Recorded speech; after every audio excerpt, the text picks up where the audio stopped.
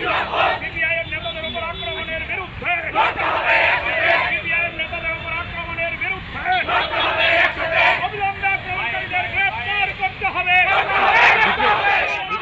গ্রেফতার করতে হবে।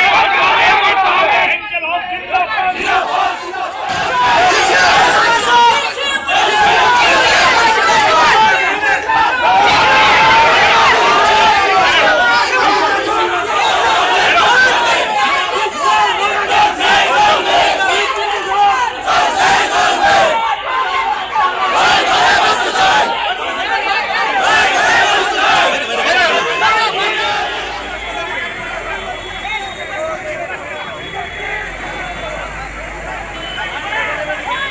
পুলিশের অনুমতি নিয়ে এই সমস্ত সভা করা হয়েছিল, কিন্তু পুলিশ পাশে থাকা সত্ত্বেও কোনো রকম ভূমিকা দুষ্কৃতিকারীদের আটকানোর জন্যে কোনো রকম ভূমিকা পুলিশ পালন করেনি, বা পরবর্তী সময়েও পুলিশ তাদের গ্রেপ্তার করার জন্যে কোনো উদ্যোগ গ্রহণ করেনি।